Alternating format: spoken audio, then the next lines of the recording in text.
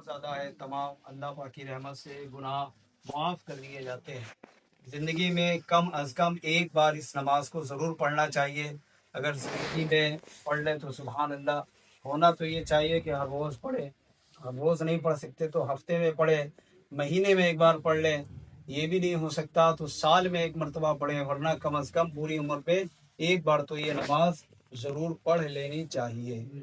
تو صلاۃ التسبیح کی نماز کا طریقہ یہ ہے، سب سے پہلے نیت کریں گے، نیت کی میں نے 4 رکعت نماز صلاۃ التسبیح کی واسطے اللہ تعالیٰ کے مومن کعبہ شریف کی طرف پیچھے امام کے اللہ اکبر کہہ کے ہاتھ باندھ دیں گے، پھر 15 بار پڑھیں گے سبحان اللہ والحمد للہ ولا الہ الا اللہ اللہ اکبر، بس یہاں تک، سبحان اللہ والحمد للہ ولا الہ الا اللہ واللہ اکبر کتنی بار پڑھیں گے؟ 15 بار۔ کب پڑھیں گے؟ نیت باندھنے کے بعد آپ نے نیت باندھی اور ثنا سب سے پہلے پڑھیں گے۔ آپ کیا پڑھیں گے؟ ثنا، یعنی سبحان اللہ، یہ جو پڑھتے ہیں یہ کمپلیٹ کرنے کے بعد 15 بار آپ کو تسبیح پڑھنی ہے، سبحان اللہ والحمد للہ ولا الہ الا اللہ واللہ اکبر۔ یہ تسبیح 15 بار جیسے ہی کمپلیٹ ہوئی، اب اس کے بعد خاموش ہو جائیں گے، یعنی آپ پیچھے رہیں گے چونکہ یہاں جماعت سے پڑھایا جا رہا ہے، تو تسبیح کمپلیٹ کرنے کے بعد خاموش۔ اب امام جو ہوں گے وہ قرات کریں گے۔ کیا چیز؟ ٹائم نہیں، وہ پہلے ہو گئے۔ تو 15 مرتبہ تسبیح پڑھنے کے بعد قرات ہوگی، آپ کو خاموشی کے ساتھ سننا ہے۔ پھر اس کے بعد 10 بار جب قرات مکمل ہو جائے تو 10 بار آپ کو یہی تسبیح پڑھنی ہے، سبحان اللہ والحمد للہ ولا الہ الا اللہ واللہ اکبر۔ تو یہ کتنی تسبیح ہو گئی؟ 15 اور 10 25 ہو گئی۔ یعنی نیت باندھنے کے بعد جیسے ہی آپ نے ثنا پڑھی، ثنا کے بعد 15 بار، قرات کے بعد پھر 10 بار، 25 بار ہو گئی۔ پھر آپ رکوع میں جائیں گے، رکوع میں 3 بار پڑھیں گے سبحان ربی العظیم، 3 بار رکوع کی تسبیح ہو گئی، اور 10 بار آپ کو یہی تسبیح پڑھنی ہے، یعنی تیسرا کلمہ سبحان اللہ والحمد للہ ولا الہ الا اللہ واللہ اکبر۔ 25 اور 10 35 ہو گئی۔ اب رکوع سے جب اٹھیں گے سمیع اللہ لمن حمیدہ ربنا ولک الحمد کہتے ہوئے پھر 10 بار آپ کو پڑھنا ہے یہ تسبیح، کتنی ہو گئی؟ 45۔ اب آپ سجدے میں جائیں گے، سجدے میں جب جائیں گے تو پہلے سجدے کی تسبیح پڑھیں گے 3 بار جو پڑھی جاتی ہے، پھر 10 بار یہ تیسرا کلمہ یعنی سبحان اللہ والحمد للہ ولا الہ الا اللہ واللہ اکبر یہ پڑھیں گے۔ سجدے سے جب آپ سر اٹھائیں گے بیٹھ جائیں گے، 55 ہو گئی۔ اب یہاں جب بیٹھیں گے ایک سجدہ کر کے پھر 10 بار پڑھ لی یہی والی تسبیح تیسرا کلمہ۔ 10 بار کمپلیٹ کرنے کے بعد دوسرا سجدہ کریں گے، پھر سجدے کی تسبیح 3 بار پڑھیں گے، پھر اس کے بعد 10 بار یہی تیسرا کلمہ پڑھیں گے۔ تو یہ کتنی ہو گئی؟ 75 ہو گئی نا؟ 65۔ اچھا نہیں، 1 منٹ دیکھیے، آپ جب قیام کی حالت میں ہیں تو پہلے آپ نے 15 پڑھی اور پھر 10 پڑھی، 25 ہو گئے۔ رکوع میں آپ پڑھیں گے 35، آپ جوڑتے جائیے، رکوع میں 10 بار پڑھیں گے کتنی ہو گئی؟ 35۔ رکوع سے کھڑے ہوں گے 10 بار پڑھیں گے 45۔ اب جب 2 سجدے کریں گے تو دونوں سجدوں میں 10 بار پڑھیں گے، 45 اور 20 کتنی ہو گئی؟ 65۔ اور ایک کب پڑھیں گے؟ جب ایک سجدہ کر کے بیٹھیں گے سجدے کے درمیان، جلسے میں جب آپ پڑھیں گے تو 65 اور 10 75، ایک رکعت میں 75 ہو جائیں گی۔ اسی طرح دوسری رکعت میں بھی 75 ہے، تیسری رکعت میں بھی 75 ہے، اور چوتھی رکعت میں بھی 75۔ یعنی ایک رکعت کا طریقہ آپ نے یاد کر لیا تو چاروں رکعت میں اسی انداز میں اسی مقام پر پڑھنا ہے۔ تو یہ پوری نماز میں 4 رکعت کی نماز میں 300 بار تسبیح کمپلیٹ ہو جائے گی۔ اب کچھ مسائل ہیں وہ آگے سماعت فرما لیجیے۔ تسبیح گننا کیسے ہے؟ بعض لوگ کہتے ہیں کہ گنے کیسے ہیں، تو گننے کا طریقہ ہے کہ جب آپ ہاتھ باندھے ہیں تو انگلی تھوڑا سا فنگر کو اپنا تیز دباتے جائیے۔ جب قیام کی حالت میں ہے تو پہلے ایک جب آپ نے قریب کیا تو انگوٹھے کو دبا لیا آپ نے تھوڑا تیز، باقی 4 انگلی نارمل ہیں، انگوٹھے کو آپ نے تیز دبا لیا۔ جب دوسرا ہو گیا عادت تو دوسری انگلی دبا لی تیز، اسی طرح 3 ہو گئی تو تیسری انگلی، 4 ہو گئی تو چوتھی، 5 ہو گئی تو 5 یعنی انگلیوں کو آپ ٹائٹ دباتے جائیں گے، اور کاؤنٹنگ اس طرح آپ اس انداز میں کر سکتے ہیں۔ ایک تو یہ مسئلہ ہو گیا۔ دوسرا یہ کہ جب 2 رکعت کمپلیٹ کرنے کے بعد آپ बैठते हैं अत्तहियात पढ़ेंगे तो वहाँ कोई तस्बीह नहीं पढ़नी है। यानी दूसरी रकात में जब दोनों सजदा करके हम बैठ गए तो अब अत्तहियात पढ़ना है। अत्तहियात पढ़ने के बाद दुरूद इब्राहिम भी पढ़े और तीसरी रकात के लिए खड़े हो जाइए। तीसरी रकात में अगर याद रहे तो सना पढ़ लीजिए, अगर नहीं पढ़ते तो कोई हरज नहीं है। यानी पहली और तीसरी रकात में भी सना पढ़ी जाती है। जब भी नफिल की नमाज होती है, नफिल की नमाज वो भी 4 रकात वाली, ये कोई सी भी आप नफिल की नमाज हो, अगर 4 रकात की आपने एक साथ नियत बांधी है तो पहली और तीसरी रकात में सना पढ़ ले तो अच्छी बात है, ज़्यादा सवाब है।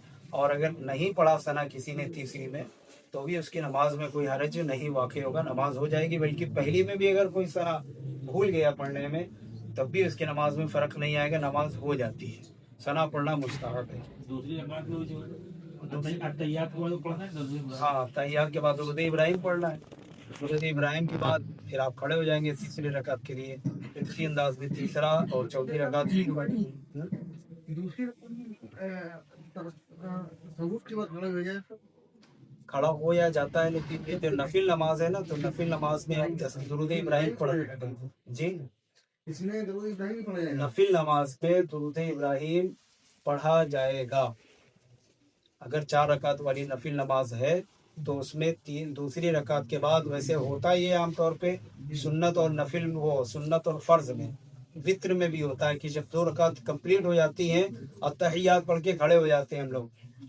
खड़ा होना भी चाहिए, लेकिन नफिल नमाज में इजाज़त है तीसरी में सना पढ़ने की और दूसरी में अत्तहियात के बाद दुरूद इब्राहिम पढ़ने की इजाज़त है। इसमें ज़्यादा सवाब भी आपको मिलेगा इंशाअल्लाह अज़्ज़ा वजल। और एक आखिरी मसला कि अगर किसी की तस्बीह रह जाती है और इमाम साहब रुकू में चले गए, जैसे आप पढ़ रहे थे किरात के बाद 10 बार पढ़नी थी आपको, लेकिन इमाम गए रुकू में, तो अब मुक्तदी के ऊपर लाजिम है कि इमाम की पैरवी करें। तो आपको भी रुकू में ही जाना है। जब रुकू में चले, लेकिन आपने सोचा कि हमें तो 10 बार पढ़नी थी, 8 ही बार हो पाई है, इमाम रुकू में है, तो आप भी रुकू में चले जाइए, तो छोड़ दीजिए।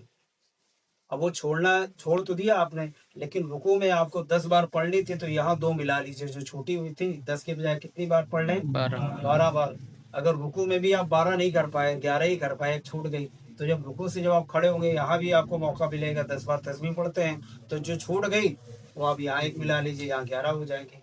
ऐसे ही आप किसी भी रुकन में अगर तस्बीह छूट जा रही है तो आगे वाले रुकन में आप मिला सकते हैं, लेकिन इमाम की पैरवी करेंगे। ऐसा ना हो कि इमाम तो है रुकू में या इमाम है सजदे में, आपने सोचा कि अभी मेरी तस्बीह कहाँ, पहले हम तस्बीह पूरी कंप्लीट करें फिर रुकू में जाए, या तस्बीह कंप्लीट करें फिर सजदे में जाए, जबकि इमाम सजदे में है, आप नहीं जा रहे, यानी मुक्तदी नहीं जा रहा है, तो ये मना है। क्योंकि इमाम की पैरवी करना ये मुक्तदी के ऊपर लाजिम होता है, ज़रूरी होता है।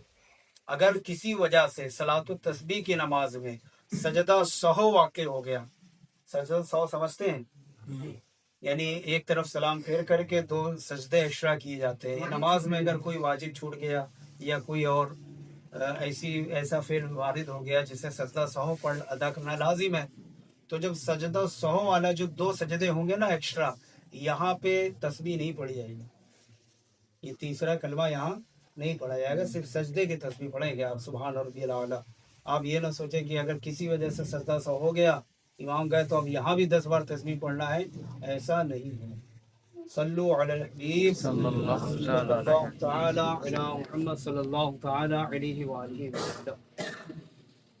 ऊपर ना रहे ना, ये ऐसे हो मीडिया ना वीडियो हो ना, एकदम वीडियो में वन पर हो, ये इस तरह हो, और नियत सजदे की जगह पर जब हाथ बांधे तो नाक से नीचे हाथ बांधे, मर्द नाक होती है नीचे हाथ बांधेंगे, ये 3 उंगली ऊपर बीच में, अंगूठा और ये छोटी वाली उंगली अगल बगल इस तरह पकड़ रही है, उस तरह बाद लोग ऐसे हाथ बांधते हैं, कोई यहाँ बांधते हैं। तो हमारे हंसी में तरीका इनका लिखा हुआ है वो यही है कि नाव से नीचे मर्द बांधेगा, और औरतों के लिए ये सीधे पर हाथ रखे, इसकी को हाथ बांधेगा।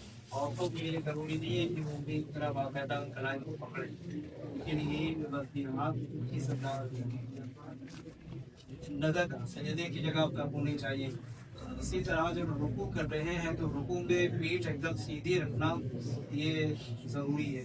पीठ सीधी, इतनी पीठ सीधी रखें कि वो 90 डिग्री का 90 डिग्री का जैसे कोण होता है उस एतबार से होना चाहिए। सर एकदम पीठ की सीधी में हो और पैर एकदम सीधे हो। निगाह रुकू की हालत में कहाँ हो, दोनों पैर के अंगूठे पर नजर होना चाहिए।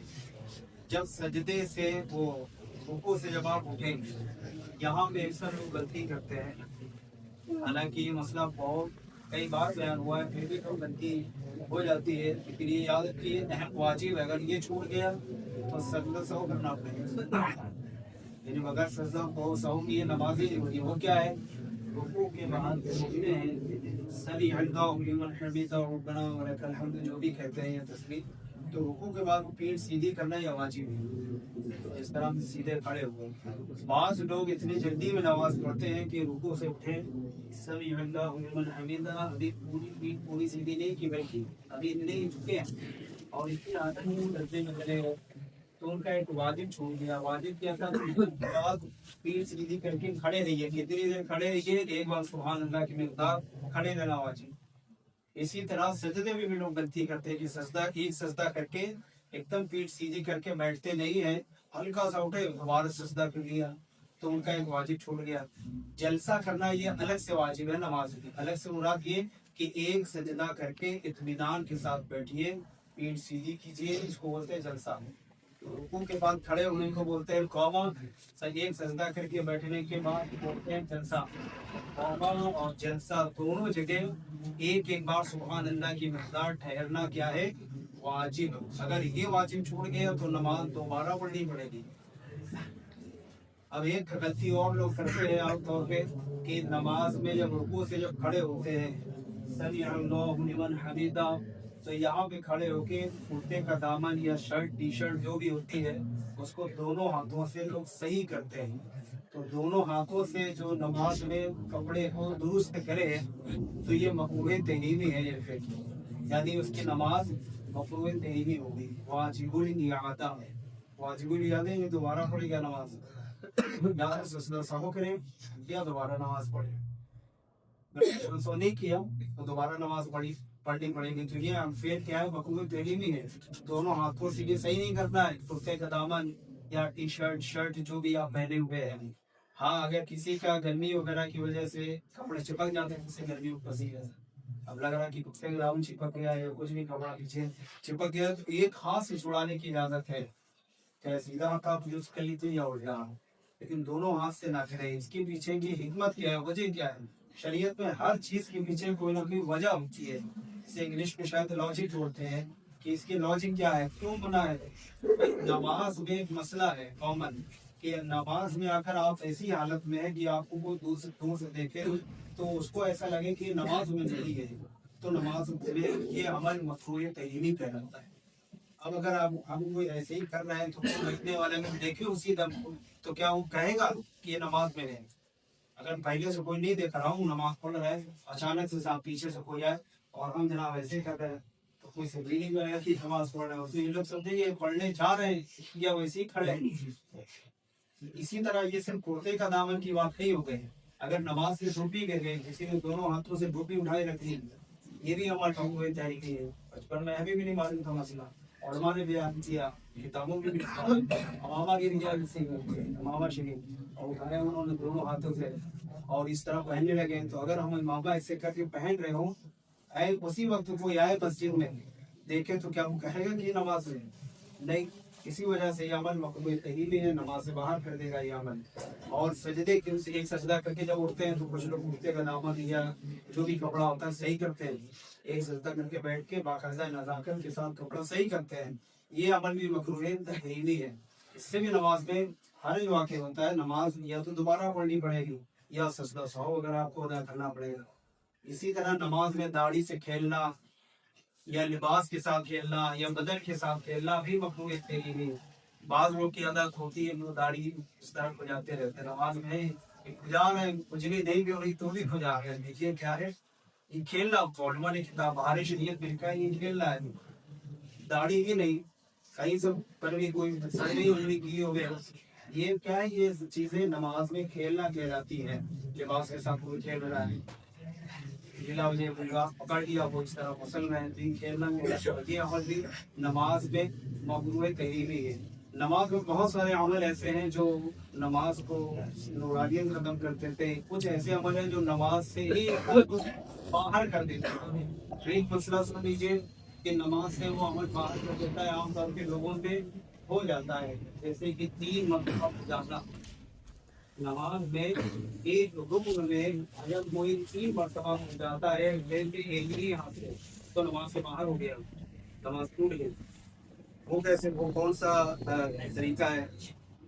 मैंने बताया ज़िम्नन, जैसे क़याम की हालत में एक मरतबा गुजरी हुई बदन में कहीं चली गुजारने की इजाज़त है। मिसाल के तौर पर पीठ में इंसान ने चला लिया, हाथ बांध लिया, तो ये एक अमल हो गया। दोबारा अभी क़याम ही में दोबारा से फिर खुजली हुई, फिर आपने हाथ उठाया, फिर आपको चलिए हो गया। अब फिर तीसरी बार खुजली हो रही है, आपकी बार हाथ उठाएंगे तो ये नमाज से आपको ये अमल बाहर कर देगा, नमाज फासिद हो जाएगी। 3 मरतबा जाने की इजाजत नहीं। हाँ, अगर एक ही रुकन में कोई 3 जगह मिल जाए, मैं एक ही बार ली, मिसाल के तौर पर पहली बार आप जो क़याम की हालत में है और खुजली हो रही है आगे इस साइड में, आपने हाथ उठाए गुजा रहे हैं, अब आपको लग रहा है कि ऊपर भी कहीं गुजारना है, तो आप हाथ को ऊपर कीजिए, यानी हाथ को ऊपर ना करें, ऐसे मतलब बॉडी में टच किए आप दूसरी जगह खिलानी है। तीसरी जगह खुजली हो रही वहां पर हाथ ले जाए, तो ये एक ही कहलाएगा। अगर से आप 3 जगह लेके गए लेकिन हाथ आप एक ही मरतबा हटाए तो 3 मरतबा अभी बुझा नहीं है, लिखा आपने हाथ रख दिया। वैसे तो बुजुर्गान दीन के नमाजों में इस तरह लिखा है कि नमाज में उनके बिच्छू आ गया, बदन पे घुस गया, या कहीं से कोई कीड़ा आ गया, तो ये हजरात नमाज में हाथ हटा करके उसको हटाना भी गवारा नहीं करते थे। याद खुदा में इतना ज्यादा मुस्तगरक हो जाते थे। हमारे और आपका हाल ये है कि एक मामूली सी नमाज में तो हमें बेचैन करते थे, पूरा ध्यान मक्खी की तरफ, मच्छर की तरफ चला जाता है। जबकि बर्दाश्त करने की शकत होना चाहिए, ताकत रखना चाहिए कि नमाज में बुजुर्गान दीन ने फरमाया कि इंसान नमाज पढ़े तो ये सोचे कि हो सकता है मेरी जिंदगी की आखिरी नमाज हो, इसके बाद मौका न मिले नमाज पढ़ने को। और अगर कोई कान में यकीन कह दे कि ये तुम्हारी जिंदगी की आखिरी नमाज है, और वाकई में कोई कह दे, कोई रिश्ता कह दे, या कोई अल्लाह के बुजुर्ग अल्लाह के वली बोल दे तुम्हारी जिंदगी में अब टाइम कम बचा है, तो इंसान बड़ी खुशू और खुशू के साथ नमाज अदा करेगा। पैंट की मोरी मोड़ की क्या हुक्म होगा? पैंट की मोहरी हो या पैजामा हो, न तो ऊपर से पहुंचने की इजाजत है, न तो नीचे से फोल्ड करने की इजाजत है। हुक्म ये है कि अगर आपके पैजामा बेहतर तो ये है कि टखनों से ऊपर ही होना चाहिए, पैंट हो या पैजामा। अगर टखनों से ऊपर नहीं है, टखने नीचे ढके हुए हैं, तो गले से आप ढके रहने दीजिए, वैसे ही नमाज पढ़ लीजिए। टखने खुले रखना ये वाजिब नहीं है नमाज में, मुस्तहब है। ये नमाज ही भी नहीं, नमाज के अलावा भी है, लेकिन कपड़े को फोल्ड करना ये मकरूह है। अगर किसी वजह से कपड़ा बड़ा हो ही गया है, पहले तो बनाना ही नहीं चाहिए बड़ा, यानी टखने खुले रखना चाहिए। अगर बड़ा हो भी गया, चलिए आजकल अब पैंट में कोई इतनी ऊंची वाजिब नहीं है, पैंट के जो साइज है वैसे ही इंसान पहनेगा। तो चलिए इतना बड़ा कोई उलमा फरमाते हैं कि कोई इतना बड़ा अमल ये नहीं है कि अगर किसी के टखने झुके हुए हैं, ढके हुए हैं, तो उसकी नमाज खराब हो जाएगी, ऐसा नहीं है। मुस्तहब लिखा ज्यादा सवाल है। नमाज में कैटेगरी है कि ये अमल फर्ज है, ये अमल वाजिब है, ये अमल मकरूह है, ये अमल मुस्तहब है, और हर मसले का अलग अलग हुक्म है। अब इतनी सारी तफसीलात एक बार में थोड़े से वक्त में नहीं बताई जा सकती है। हमें और आपको ये चाहिए कि सीखे, रोजाना इंसान अगर 10 मिनट नमाज के मसाइल सीखे और ऐसे सीखे कि वो खुद से पढ़े और अंडरलाइन करता जाए, पेन पेंसिल वगैरह, जो मसला नहीं समझ में आ रहा उसमें निशान लगा ले, बाद में इमाम साहब से किसी आलिम साहब से समझ ले। अगर वो सारे 2 मसले अगर आपने सीखे तो बहुत सारे मसाइल सीख सकते हैं। नमाज में अल्हम्दुलिल्लाह दावत इस्लामी की तरफ से नमाज कोर्स भी कराया जाता है। 7 दिन का नमाज कोर्स ऑफलाइन भी होता है, ऑनलाइन भी होता है। अगर आप ऑनलाइन करना चाहते हैं, ऑनलाइन कोर्सेज कर सकते हैं। ऑफलाइन करना चाहें फतेहपुर में, कानपुर में, कई मकामात पर रुकते हैं। ऑनलाइन ये दावत की वेबसाइट है, उस वेबसाइट के जाके आप रजिस्ट्रेशन फॉर्म भरेंगे, तो वहाँ से आपको इंफॉर्मेशन कलेक्ट कर ली जाएगी और आपसे रब्ता किया जाएगा, टाइमिंग बता दी जाएगी। ये कोर्स फ्री भी होते हैं, पेड भी होते हैं। पैसे वाले भी पैसा दे करके भी आप कोर्स कर सकते हैं, फ्री वाले को। वसवसे आने का हल एक है, एक रिसाला है वसवसे और उनका इलाज। इस रिसाले को पढ़ लीजिए, नेट से आप डाउनलोड कर सकते हैं, गूगल में आप डायरेक्ट जाइए, लिखिए वसवसे और उनका इलाज। एक पीडीएफ रिसाला मिलेगा आपको 30-35 पेजेस का, हिंदी में, उर्दू में, इंग्लिश में, जबानों में मिल जाएगा।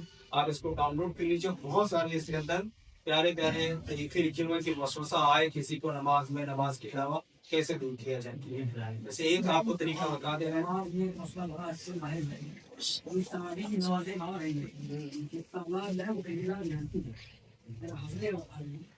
इसलिए तो वैसे हाँ ये भी सही बता रहे हैं हमारे हजरत डॉक्टर साहब की। एक बात जरूर हो जाती है खास तौर से तरावी में कि लोगों को पीछे जो खड़े होते हैं हंसी आ जाती है। नमाज में हंसने से वजू भी टूट जाता है, नमाज भी टूट जाती है। ये बहुत बारीक मसला है। और मुतलकन हंसने से नहीं, अगर जोर से हंसे, खिलखिला करके हंसे, इतनी तेज कि आपके कानों ने भी सुनी और बगल वाले ने भी सुनी। अगर इतनी तेज किसी से आवाज आई तो वजू भी गया, नमाज भी गई। लेकिन होता क्या है कि आमतौर पर लोग हंस रहे होते हैं, लड़के खास तौर से नौजवान, तो बात किसी ने छोड़ दी, क्या सोचा हंसी आ गई, जोर से हंसे, जनाब का वजू भी नहीं है फिर भी नमाज पढ़ रहे हैं।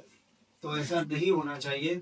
जोर से अगर आप सिर्फ तरावी आप अकेली नमाज पढ़ रहे हैं, आपको कोई बात ख्याल आ गई, हंसी वाली कोई बात याद आ गई, जोर से हंसी निकली, इतनी तेज कि बगल वाला अगर हुक्का सुन लेता तो नमाज भी गई, वजू भी गया, आपको दोबारा वजू करके नमाज अदा करनी पड़ेगी। एक कंडीशन है कि जिस सूरत में वजू बाकी रहता है नमाज चली जाती है, और एक कंडीशन है कि नमाज बाकी रहती है वजू चला जाता है। तो ये वाली कंडीशन मुझे सही से याद है, इसलिए मैं मसला बयान नहीं कर रहा हूँ।